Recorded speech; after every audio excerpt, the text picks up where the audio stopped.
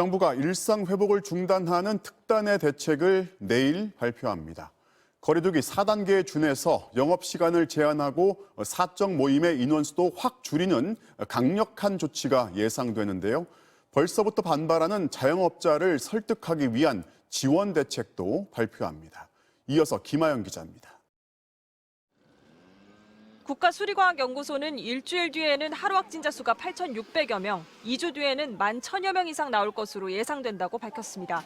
의료 붕괴 우려가 커지는 가운데 정부는 단계적 일상 회복을 중단하고 이전과 같은 강력한 거리두기로 돌아가기로 결정했습니다.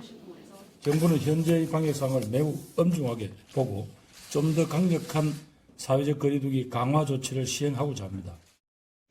정부는 오늘 일상회복지원위원회 방역의료분과 회의를 거쳐 만든 거리두기 최종안을 내일 오전 발표할 예정입니다.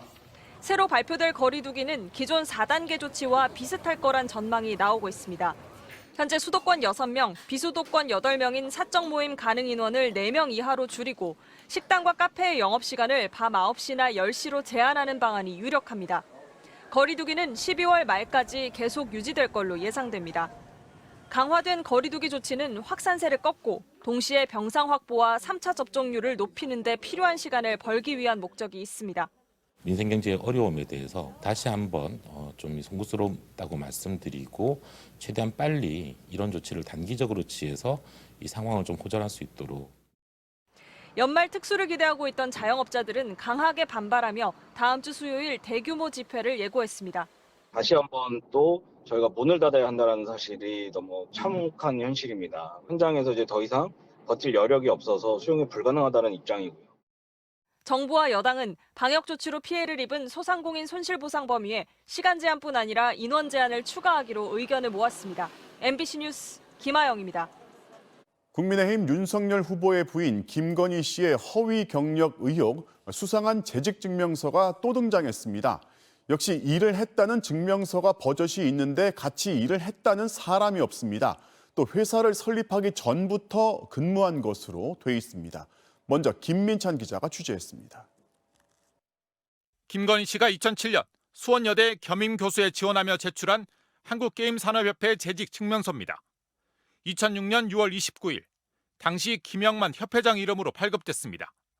하지만 김 회장 측에 물었더니 김건희 씨는 만난 적도 없다는 답이 돌아왔습니다. 그분에 대해서는 만난 적도 없고 기억도 없으시다고 그렇게 제가 전달을 받았습니다. 김영만 회장 직전에 협회 초대 회장을 지낸 김범수 카카오 의장 측의 반응도 똑같았습니다. 아니, 없는 걸로 기억한다. 일한 기억이 없다라는 입장이 있는 거죠. 회장뿐만 아니라 당시 협회에서 일했던 직원들 중 김건희 씨와 함께 일했다는 사람은 지금까지 한 명도 찾을 수 없었습니다. 특히 협회에서 증명서 발급 업무를 담당했던 총무 직원은 김건희 씨의 재직 증명서를 발급해 준 적이 없다고 동료에게 털어놓았습니다. 이거 발급했냐고 했더니 아니래요. 자기 전혀 모른대요. 그리고 저희는 사실 이 김건희든 김명신이든 이런 사람을 전혀 모르거든요. 김건희 씨 재직 증명서는 발급 과정뿐만 아니라 내용도 석연치 않습니다. 협회는 2004년에 만들어졌는데 그보다 2년 전인 2002년부터 김 씨가 근무했다고 돼 있는 데다 2005년을 2005월로 기재했고 현재까지라는 시점 역시 잘못 적혀 있습니다. 민주당은 재직 증명서가 위조됐을 가능성이 크다고 주장했지만 윤석열 후보 측은 당시 김건희 씨는 무보수 비상근 이사여서 직원들이 잘 모를 수 있고 근무 기간은 착각했을 수 있다고 해명했습니다.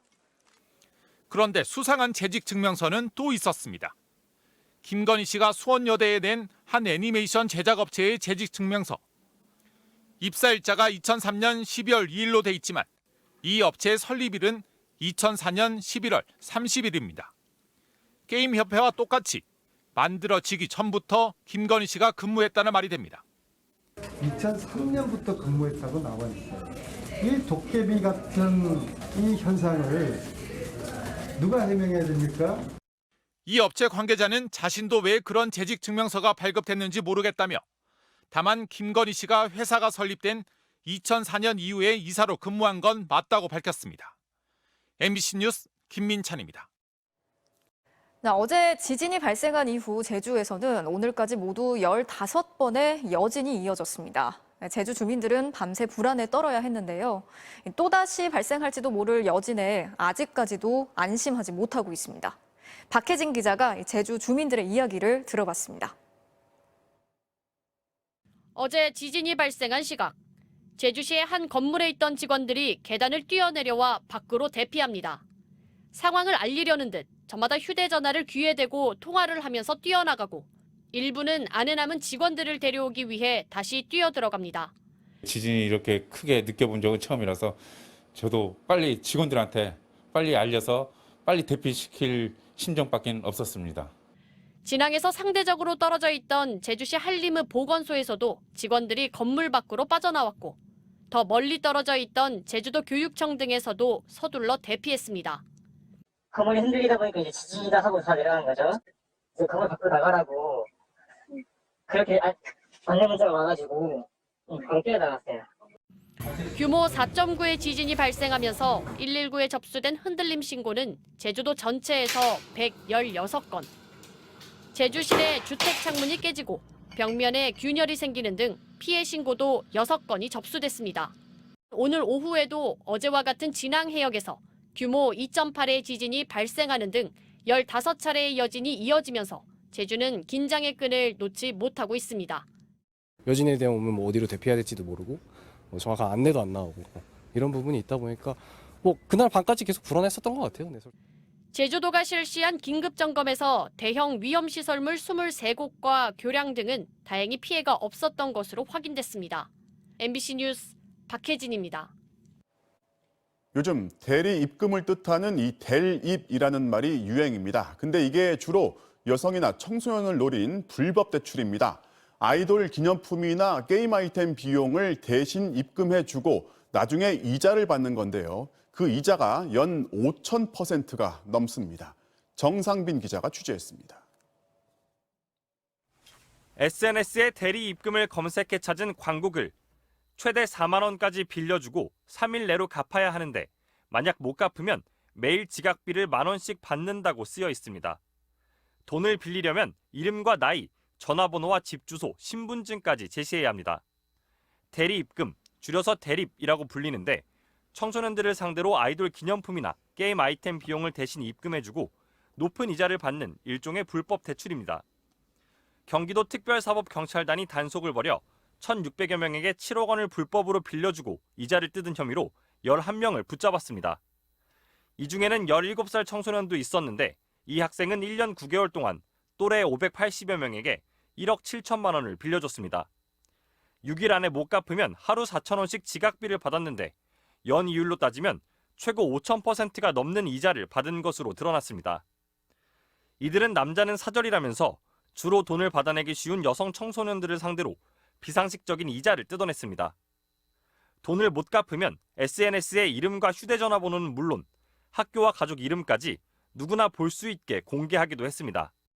개인정보를 제공받고 1만 원에서 10만 원에 상당하는 금액을 대출해 주면서 고금리 이자를 받아 챙겼습니다. 최근 2년여 동안 대리입금 광고는 확인된 것만 5,700여 건. 그런데 청소년들이 주변에 알려질 것을 걱정해서인지 피해 신고는 단 5건에 불과했습니다. 경기도는 청소년들에게 수수료를 받고 술이나 담배를 대신 사주는 이른바 대리구매 사범 3명도 함께 적발해 검찰에 넘길 예정입니다. MBC 뉴스 정상빈입니다.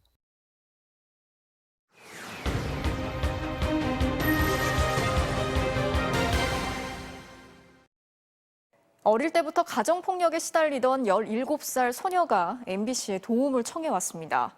부모한테는 상습적으로 매를 맞고 몹쓸 어른들한테 3번이나 성폭행을 당했는데 심지어 도움의 손을 내밀었던 이모부에게마저 성추행을 당했습니다.